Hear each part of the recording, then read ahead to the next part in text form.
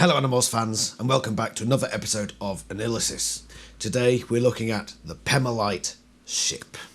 The Pemalite Ship is in books basically dominated by chi storylines, because as we'll find out throughout this book, the Pemalite Ship of course belonged to the Pemalites, who created the chi. So the first time we hear about the Pemalite Ship comes in book 10. Our creators, Eric said, they were known as the Pemalites. 100,000 years before the AniLysis learned to make fire, the Pemalites were capable of faster than light travel. I noticed Axe's tail twitch a little at that. And of course, humans were just hairy apes when the Pemalites first visited Earth. As we ran for our lives through zero space, we discovered that the Howlers had achieved a special revenge. The Pemalites began to become sick. They began to die. The Howlers had unleashed germ weapons. The Pemalites were doomed, but we Chi, we androids, were unaffected. The scene around us became the inside of a spaceship, a scene of Chi, looking on helplessly while one of their creators writhed in pain. Then we remembered a planet similar to our own, but very far from our home and the Howlers. It had only one sun, and the light was pale, but there were trees and grass and wonderful oceans. Earth, Cassie said. Earth, Eric said. The Pemalites had not visited Earth for 50,000 years, and in that time everything had changed. The wandering tribes of primates had created cities. They had domesticated animals. They were planting crops. We landed on Earth with just 6 Pemalites still clinging to life. This brings up a few questions about Pemalite spacecraft. What we do know from this, assuming the Chi aren't talking bollocks like sometimes it seems they are, that 6 Pemalites arrived with the Chi, all the Chi that are on planet Earth. They arrived in this single vessel. This single vessel, by the way, comes from the inside picture of Animorphs Book 27, The Exposed. So this is what the illustrator team of Animorphs pictured the Pemalite ship as looking like. It looks, as the book describes, as like an exaggerated plushy dog or something like that. It's like, yeah, it looks like an exaggerated puppy. We'll go through the quotes about the Pemalite ship and whether that is realistic, how they've done it there. But yeah, what we can say is there's the single Pemalite ship that arrives on Earth at this time in history. They did arrive previously on Pemalite ships, which, 50,000 years difference. The ship's probably changed in design. So the specific Pemalite ship we're talking about here today, the Pemalite ship, probably wasn't one that arrived 50,000 years ago. What we do know is that this single ship is the only one that arrived on Earth, and so far as we know, is currently on Earth. We don't know anything about any of the Pemalite ships. There were, the Animorphs have shown images of the insides of Pemalite ships, but basically no detail, at least in this book, on what the insides of these ships look like, or even what the ships themselves look like. That comes in the next book, The Exposed. But then the Chi offer a little lie in book 10, which I think is noteworthy at this stage. So the Chi, Eric, I believe, says this. We Chi are all that is left of Pemalite's technological genius. You remember my Chi-spiracy video, where I basically said the Chi are up to no good and they're constantly lying and talking bollocks? There's a clear example, because this ship is on Earth, and Eric's just said to the Animorphs, we Chi are all that is left of Pemalite technology, which he clearly knows is bullshit, because it turns out that the Chi are all connected via this hive mind-like internet system called the Chi-net, which is controlled by the Pemalite ship. And that's where book 27 comes in. So Cassie and Rachel, I believe it is, they find Eric in the mall, at the shopping mall, malfunctioning. And through a series of quite comical events, they manage to get Eric out of the mall without properly being seen, even though it seems very coincidental. and they take him back to his house, where obviously all the Chi hang out. We then get told why this is happening and are introduced to the Pemalite ship. All the Chi have been immobilized. Holographic emitters down. Motor centers down. Logic centers, speech synthesizers, and Chi-net all functioning normally. But why is this happening? Jake said. How? We don't know, Mr. King said. You must have some idea what could do this. I thought you guys were indestructible, Jake said. The Pemalite ship. The Pemalite ship? Marco echoed. What Pemalite ship? The one we hid in a deep ocean canyon thousands of years ago when we arrived on Earth, Eric explained. It should have been safe from intruders. The atmospheric pressure down there will crush a human to the size of a guinea pig. How deep is that? I said. 15,000 feet, Mr. King said. Our Chi-net connects through the ship's onboard computer, Mr. King said. That would be the only way to disable our systems. So what? Somebody found the ship and activated the controls? Tobias mused. That still doesn't tell us who or why. Or what they hope to get out of it, I added. This is one of the major flaws of this book, and it's something I believe I covered in my review of book 27. So apparently, the Chi-net is controlled via a computer system on the Pemalite ship. And stuff's been disabled. Mr. King says various different things, sensory things, and mobility have been disabled by the Pemalite, or from the Pemalite ship. So the Animorphs correctly say, well, someone's gone to the Pemalite ship and activated this? Which is very strange because... Right, the problem with this book, Mr. King says, some of our systems have been disabled. And then suddenly, the idea of this signal being projected from the ship just spontaneously appears in this conversation, where Tobias says, somebody must have activated this. Activated what? Surely a disabling of something is deactivation. Unless it's like some encryption message that's been sent out from the ship to disable the Chi, but that was never mentioned. So, yeah, this book, it's missing a paragraph somewhere where they say, oh, it turns out that it was a signal sent out that interrupted our systems. That was never mentioned, and Tobias is just like, how do we disable that signal? The writing is bad, which doesn't really play into the Pemalite ship, so I'm just getting it out there. But then, of course, Eric brings up this signal that spontaneously appeared in this conversation and says that the Yeerks are latching onto it. So let me get this straight, Marco said. We have to rescue a paralysed Chi from a stolen goods warehouse before the controllers get her. Then we have to dive down to the bottom of the ocean, find the Pemalite ship, somehow get inside it and turn off the signal before 10 o'clock tonight so the Yeerks don't get the Chi in the safe at the nuclear waste facility. Is that pretty much it? Or do we have to discover the Fountain of Youth and come up with a low-fat cookie that tastes as good as Mrs. Fields, too? Tick-tock, I said with a grin. Tick-tock. You are mentally ill, Marco said. There's one more thing, Eric said. The Pemalite ship's signal will have been picked up by orbiting Yeerk spacecraft. They may already be down there waiting for you. Go watch my Chi-spiracy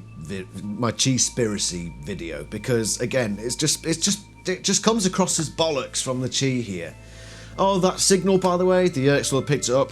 You might go meet them down there.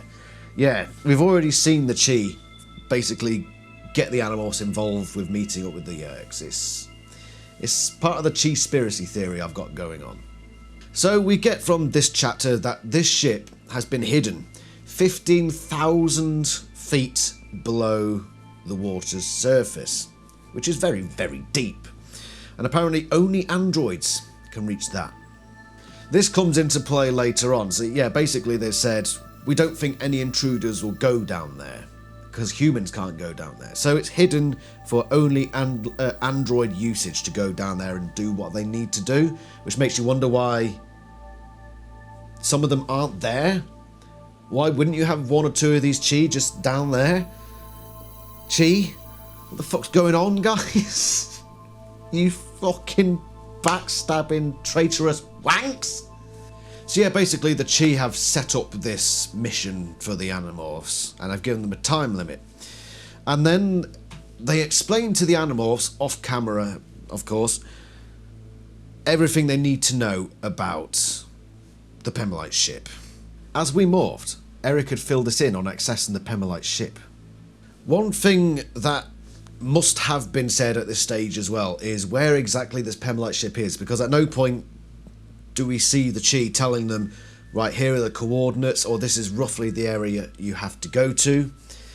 And part of this book is the Animorphs searching for it, which, again, Chi, why don't you give them the coordinates? And why don't you give them, like, something to help them? Just tell them something to help you, rather than make them go through all this rubbish. Chi-spiracy, I repeat again, go watch. I'll actually put it on a card at the end of this video. So at the end of this video, it will flash up at the end. I'll take you to the Chi-spiracy video. Right, yeah. So one of the interesting things about this is they say it's 15,000 feet down. So I'm going to get Google Maps up, or Google Earth, because this will give you a seafloor depth thing going on here. So that is Africa. Is West Coast USA, where we suspect, of course, the Animorphs are. It's pretty much confirmed that they're in California. So it'll be somewhere around here. So that's in feet. So you're looking around that sort of... It's not very helpful, Google Earth, is it? Yeah, it doesn't actually... Google Earth, I thought you'd actually, like, when you zoomed in, you'd give me, like, numbers. Oh, no, hold on. Right, okay, so I can actually see at the bottom of the screen, around here, the depth in meters. But it's giving me in feet. But I can switch to meters, so I'd say roughly, you're looking at about 5,000 meters. Okay? So, I'm thinking the animals will be roughly around this area here. We're looking around this colour, around here, at a minimum. So, around here, where it turns blue here, that's about 200 kilometres. We're looking at about 300 kilometres out to sea. 300. And that's, you know, probably at least 300 kilometres out to sea. So the Chi must have given them... They must have given them some coordinates then. Because the animals were in the area. So they must have been given some coordinates, just not exact. Okay, that makes sense.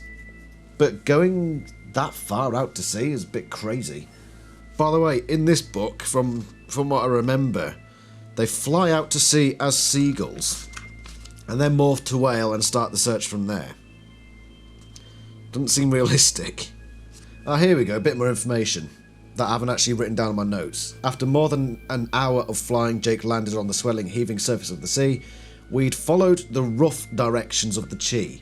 So yeah, they had given them rough directions. But that doesn't explain how they covered 300 kilometres. That is, unless, here's a conspiracy theory for you, unless they're on the East Coast.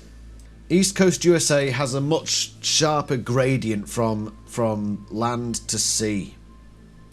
So, but yeah, that's very unlikely. More likely, you're over here. How deep's that bit there? I mean, you're possibly looking at 200 kilometres, but still, yeah, that's that. So we're looking at about 200 to 300 kilometres out to sea is where this Pemalite, assuming we're going by Google Earth standards and soundings standards, that's how far out it is. How are the animals going to get to the Pemalite ship? Well, Cassie is the one that comes up with the idea, and then several conveniences follow along the way. So they want to morph a squid. In order to get the squid, they want to morph the whale in order to capture one. And it just so happens that a sperm whale beaches itself on the beach nearby. And the Animorphs, of course, become very suspicious. Squid. We can morph a giant squid. Giant squid. dive really deep. And they have arms, so we can maybe get into the Pemalite ship. You know, this is bull. We need a sperm whale and all of a sudden we have one? I don't think so. Marco, an osprey morph, landed nearby. Gee, can we all spell coincidence? Somebody wants us to get to that Pemalite ship, I said. It turns out this is all some kind of manipulative plan. Possibly by the Chi, go watch Chispiracy, or the Drode, who actually appears in this book further down the line. The reason why he's down there trying to get the Animorphs down there is a topic for another video.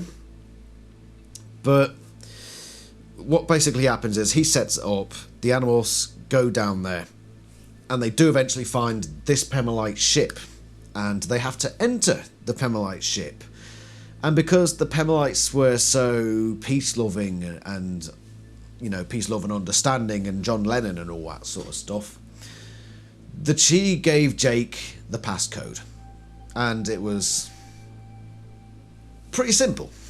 Since the Pemalites considered everyone a friend, their ships adapted to accommodate different life forms. You touch one of the interface panels throughout the ship, your life form is analysed, and the ship provides you with the correct environments. How do we get in and shut off the signal? I said. Mr. King gave us an access code that will get us into the main computer. Jake said, his tone sardonic. Everybody memorize it. 6. 6? I said. 6, he confirmed. So we get a tidbit of information there that whatever you touch these panels with, the ship's interior will adjust to meet your environmental standards, what you need to survive in that environment. So that's more information. Let's go down to the ship, and the Animorphs do, and they eventually find it, of course. Down again, down and down and down, into the water like ink. 10 minutes down we split up again. Don't go too far, Tobias called after me. From far away, a faint voice. Tobias. I think I found the Pemalite ship, Tobias called faintly. I felt, rather than saw, the ground open up beneath me, a vast, deep canyon, and there, perched comfortably on a shelf just below the canyon lip, glowing faintly green, was what could only be a ship. Not a human ship. It was, as the Chi had said, about 300 feet long. They had not told us what it looked like, but the faint green outline was strikingly clear.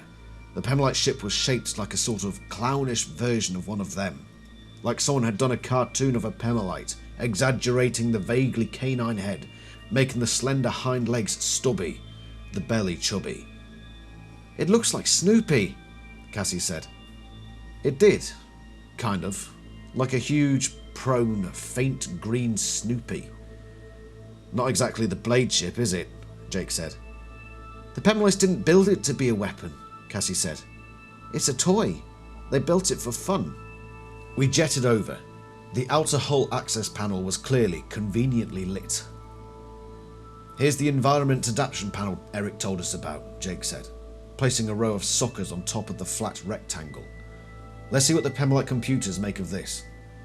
A glowing yellow light flashed twice, to our eyes as blindingly bright as a flashbulb.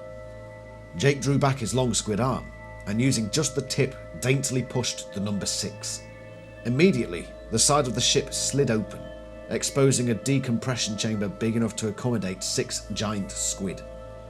The entire ship began to brighten, like a light bulb on a dimmer switch. So, looking at this picture, they describe it as like a cartoon, like a Snoopy looking thing, which, yeah, I'd say so. They say it's outlined faintly green. It does specifically say that it's a faint green outline, rather than the actual bulk of the ship being green. So that's a bit off. They also said that there's the panel for entry, or the environmental condition thing, was clearly lit. I can't see where it is there, nor do I see an opening hatch. But, you know, I'm being nitpicky, of course. One other thing I find strange is that they use English numericals on this ship. That Jake's just like, there's the number 6. Unless Eric said, right, it's the number 6, which in Pemalite language or Pemalite symbology looks like that. But again, we're never given that detail, we're just left to assume that. But Jake doesn't even tell the other Animorphs, in which case he just says, it's number 6. And they say, 6? He says, yeah, the number 6. So, God forbid if Jake weren't to make it through this mission, if he had died at some point, then the Animorphs would come to the thing and say, right, we need to press the number 6. So if Eric had just divulged a symbol to Jake, and only Jake, and Jake hadn't relayed that message to the Animorphs, then they'd be a bit stuck. So assuming Jake's not a complete simpleton, he would have told them that it was a symbol that represented 6, but no, he didn't. So we can only assume that it is actually, like genuinely, the number 6, as in English speaking, our numerical system, number 6. Which doesn't make sense, unless the Chi decided for fun to change it to that number. Unless, of course, 55... No, there's too many... Nah. It's just... Let's just let it go, shall we? So the animals find this panel, and then there's a number, a code thing there, which Jake presses. Makes you wonder why they even bother, just one digit. Also, like with the AniLysis dome ship, what if a piece of debris were to come along and just knock into the number 6? Or a fish or something, or a shark? What then? Do they go into the decompression chamber? What happens then? Does the ships... Because the ships are all... It's all friendly, that AniLysis. So it says, hello fish friend, would you like to come in? So would they walk, as we'll find out in the further descriptions, we walk in and there's just like bubbles of like fish floating around everywhere. No, we don't see that. So it's just a bit illogical, but it's sci-fi and it's like a young adult's book. So yeah, let's just drop it. I'm just being a nitpicky little twonk head. Okay, moving on. The Animorphs venture inside in their squid bodies, and the ship decides, okay, you're squid. Let's allow you to move freely around the premises in a manner most suited to you. We were gently extruded through the door to the ship. The interior lights came up, slowly. And Eric was right. There was an environment waiting for us. We were still swimming. Still in water. Sort of. We were each suspended above the floor in a personal floating bubble of water, like a water blimp. I jetted. The bubble moved. I reached a hand through the water bubble into the air beyond. I felt dryness. The bubble did not collapse. And then we come to the part where we actually describe the interior, or at least the perception of the interior, whether it's been adjusted based on what the animals are doing, or whether it's just the bubbles they were put in. So yeah, they're squids and they're flying around in these floating water blimps, as the book describes. So big pockets of water. And they see the inside of this place. And Axe sees it as well. And the animals say, this is even better than the ship we found you on, Axe. And he gets a bit narks about that. Beyond the bubble was a world of magic. Lush green and purple grass carpeted the floor, forming patterns, swirls, checkerboards, Picasso-like abstracts and Van Gogh flowers. Trees and bushes in Crayola colours grew in thickets and hushed groves. A sparkling river meandered through the centre of the ship, cascading down into a gentle waterfall and a rippling lake below. Everywhere there were inexplicable, brightly coloured, gaily lit machines that could only be toys of some sort. Beside us, wafting through the air, were things like long, feathered snakes. Projected on the arched ceiling, far overhead, were patterns of clouds and skies like nothing on earth. After all the thousands of years, it was all still working. Only the dead silence lay as a grim reminder of a species lost. Kind of like your dome ship, Axeman. Only much cooler, Tobias said. So it's described as similar to Axe's dome ship, but much cooler, as Tobias puts it. So it's like an artist's dream in there. So there's these weird are they creatures, these feathered snakes that are just sort of flittering around, or is it like just little toys? Because they do describe these little machines hanging around everywhere that aren't actually described much, but they're just like toys. So is this like just like a kid's play area, but super sci-fi? Quite possibly. Everything is colour, colour, colour. Funny shape. And there's a river just meandering wonderfully through this area. It's something that Animorphs artists will probably have to draw. Go out there and do that, Animorphs artists. Come up with some fascinating pictures of that, because I can't describe it much better than the book did, of course. So then Axe says, in a bit of a mood, right, where's the bloody bridge on this bloody ship? There must be a bridge, Axe said. Even these space-going children had to have a bridge. That tree? Cassie suggested. I see lights and stuff. We jetted, contained within our water balloons, and came to a tree. Sure enough, a series of fairly business-like panels were fitted into the trunk. This is absurd, Axe said. The bridge is a tree trunk? We AniLysis love trees, but this is ludicrous. Turn off the signal, and let's get out of here before the Yerks get in, Jake said. On one panel, a red light blinked. Below it was a button. A cheerful ThoughtSpeak voice sang in our heads. Greetings, friends! We are happy to have you aboard. However, we would not want you to access this panel. It is possible that you might accidentally do yourself harm, and that would be so sad. Axe punched in the number 6. That is the correct code. Our concerns were misplaced. Many thanks, friend. You now have access to the control panel. Make your selection at your convenience. When you are finished, we hope you will join us in a game, a delightful meal, or simply relax and enjoy yourself. This is weird, I said. You know, I heard Disney was building a cruise ship. Maybe this is it.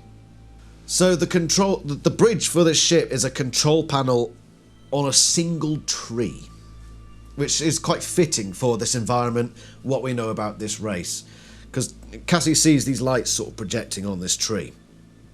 They go up to it, and they press the single button and whatever. And also this voice is speaking to them. And of course, it's thought speech, which is... spoiler alert, the next AniLysis is on ThoughtSpeak. So in the next video, we will be revisiting this exact quote. So more on that in the next AniLysis, so it won't be too far away. But yeah, the ship speaks to its inhabitants in ThoughtSpeak, apparently. Or is it because, as they've touched all these panels, it's realised that they were morphed and that they were better off hearing ThoughtSpeak? Potentially. Again, well, actually no, that's not for AniLysis. That's for this video, the Pemalite Ship. Does the Pemalite Ship know from the touch that there's also like floating extracts of alien DNA in it? So it thinks it must be using this morphing technology that we know that the AniLysis use or what have you, so therefore we'll speak to it in ThoughtSpeak. Or is it because they're squid and they don't understand normal language, so it uses a type of ThoughtSpeak to speak directly to the squid, which to the Animorphs comes across as just normal ThoughtSpeak, but is actually a completely different thing. Up to speculation, but yeah, it speaks to them like that, and it's all chirpy and happy. Oh, greetings, humans, and, well, squid from morphed things. It does that to them. And they easily get into the panel, of course, because that's the number 6 again. And they disable the signal, but then everything kicks off. Axe began communing with the control panel. It didn't take long. All normal chief functions are restored, the Pemalite voice said. Would you like something to eat? And then, Chi destruct sequence has been activated. Are you sure you want to do this? All Chi within range will self-destruct in 15 minutes. What? Cassie yelped. What happened? Tobias demanded. I don't know, Axe admitted. And then, quite suddenly, the black ocean was all around us. The hull has become transparent, Axe said, the first to figure it out.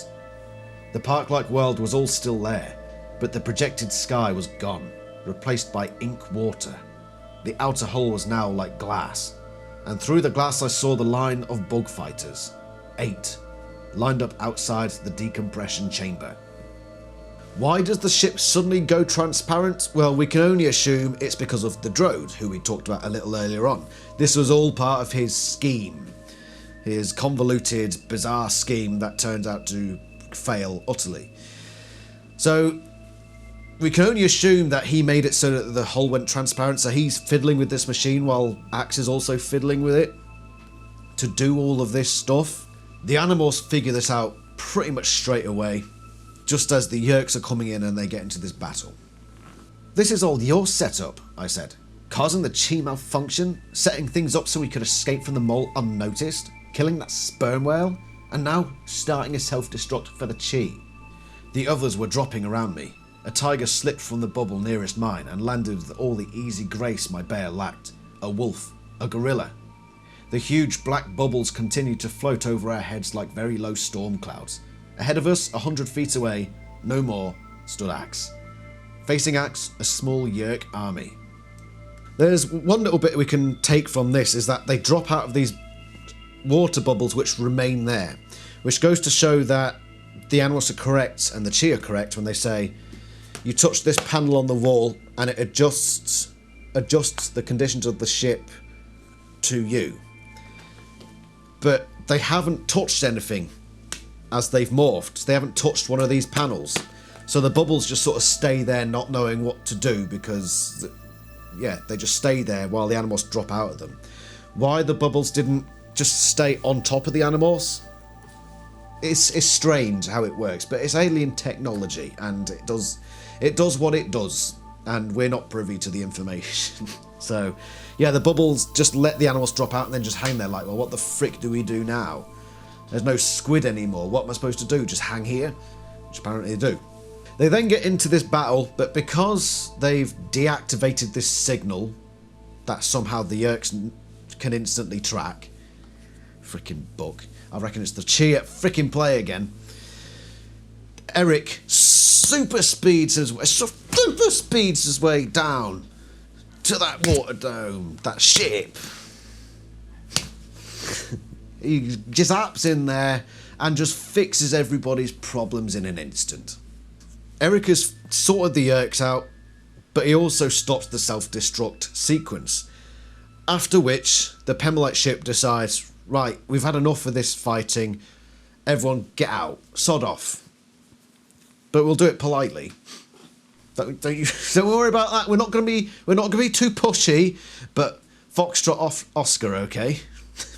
Get out. The thought-speak voice of the ship spoke.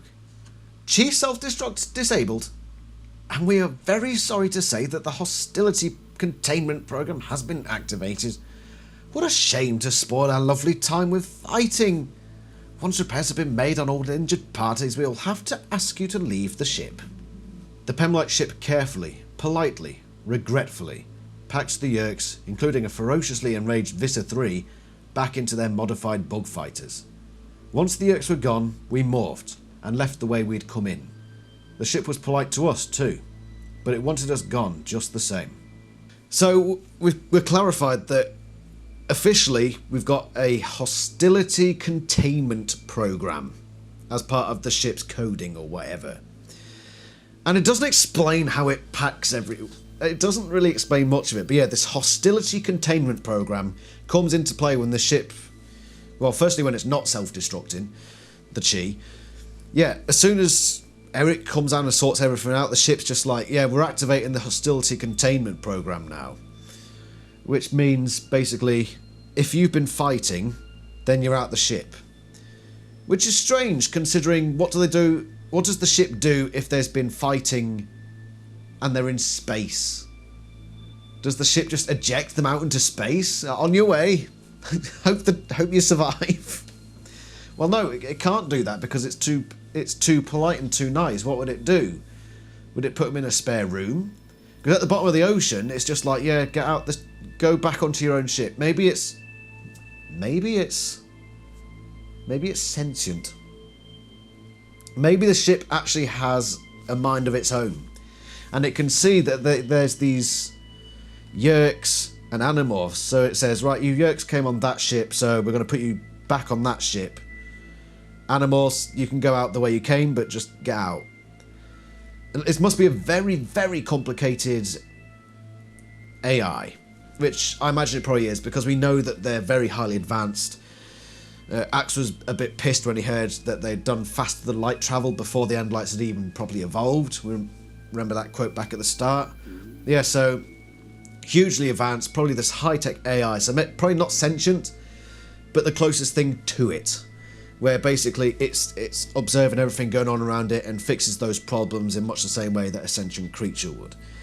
So I don't know how it does it, whether it uses like, does it have like grappling hands, or does it use like a series of fans to blow things into certain positions? Maybe the feathered snakes come and grab you and take you out. It's not explained.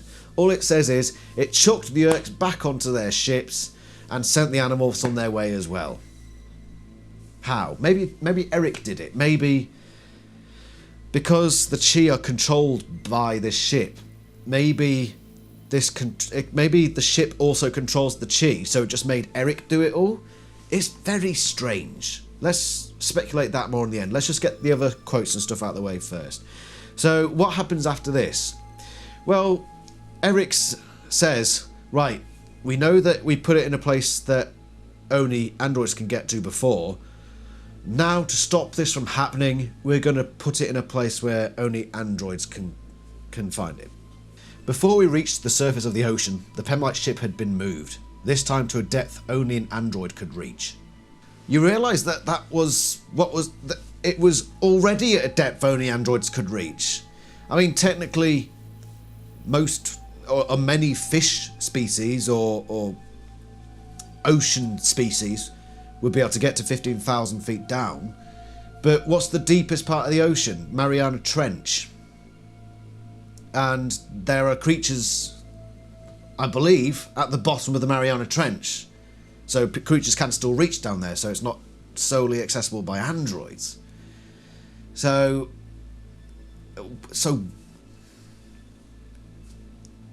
what? So yeah, it starts off at a place only androids could reach, or out of all sentient creatures on the planet, only androids could reach, and now it's been placed in a place where only androids could reach. That's what happens during the course of this book. That's what happens. And then, in book 36, the Urks find it, or think they find it again. I mean, come on, Chi. Come on, you're playing fucking games, aren't you, man? Chi-spiracy, at the end of this video, click the freaking link. Han and 49 other Hawkbajir were the subjects of an experiment.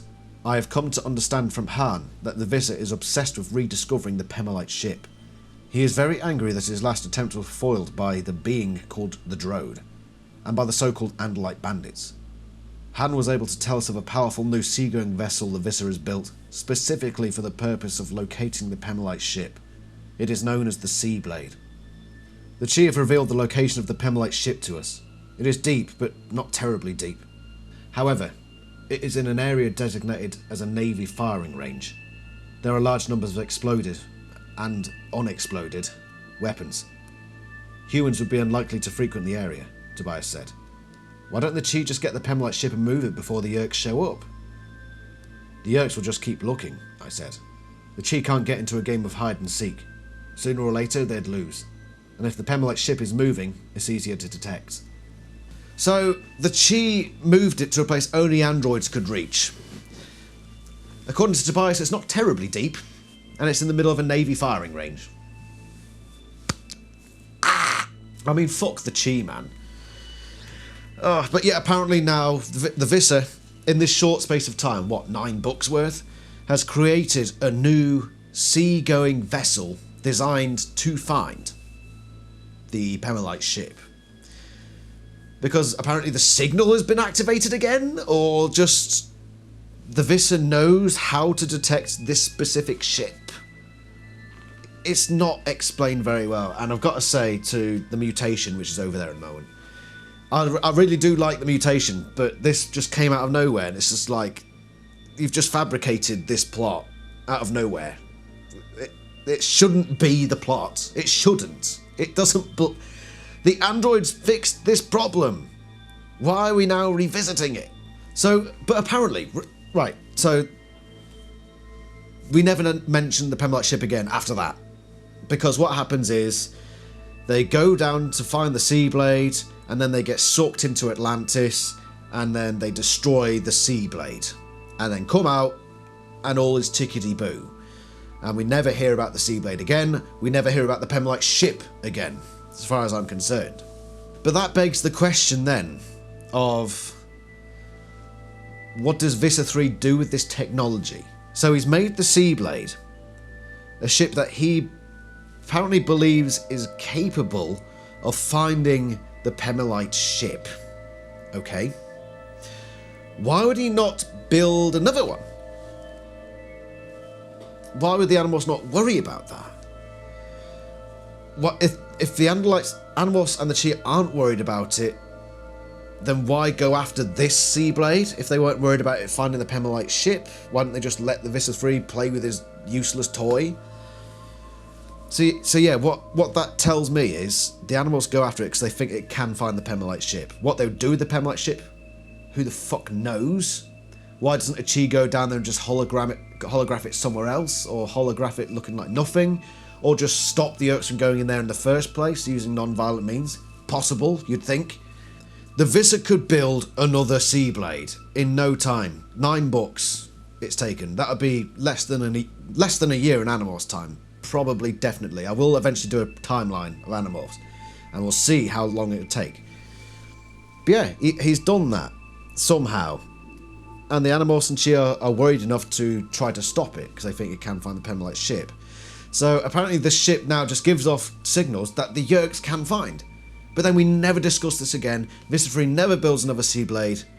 He never builds an army of them. He just gives up on that idea. Yeah, strange. That's all we get on the Pemalite ship. This dog-looking ship that we suspect is the only one on the planet. And it's pretty much implied it's the only one on the planet as well. It apparently holds all the controls for the Chi, but the Chi can't be fucked to protect it, or even be in the vicinity of it in case anything goes wrong. That's the Chi for you. And yeah, it basically houses the Chi hive mind. And the Yeerks are now capable of tracking it, but they can't be bothered anymore. So it's just somewhere in the ocean. It's just somewhere in the ocean out there. Deep enough that no one can find, but not terribly deep, and actually on a Navy firing range. Unless it's been moved again. They probably moved it, I don't know, to a beach off San Francisco. I don't know. Main thing that we can establish from the Pemalite ship is fuck the Chi. Because they are skeeving, weird little buggers who you just can't trust as far as you can throw. And they're metal, so you can't throw them very far at all. And they probably have defense mechanisms against being thrown. So basically you can't trust them an inch, effectively. And that is the main lesson we can learn from the story of the Pemalite ship. Gorgeous setting, apparently, and Animorphs artists, that's like their dream, surely. Animorphs artists, this is your dream setting, the inside of the Pemalite ship. Okay, so I don't think there's much more to add. If there's anything you think that I've missed, then please do let me know and I'll add an addendum to this video, as with any AniLysis video. As mentioned previously, the next AniLysis is on thought speak. So there's going to be a lot to that one, I think. There's going to be a lot of speculating and a lot of quotes. And yeah, that should be a fun one. That's next time. In the meantime, go watch the Chi-spiracy video. I'm sure it's appearing at the bottom of your screen probably now. And have a lovely day. And I shall see you next time. Ta-ra!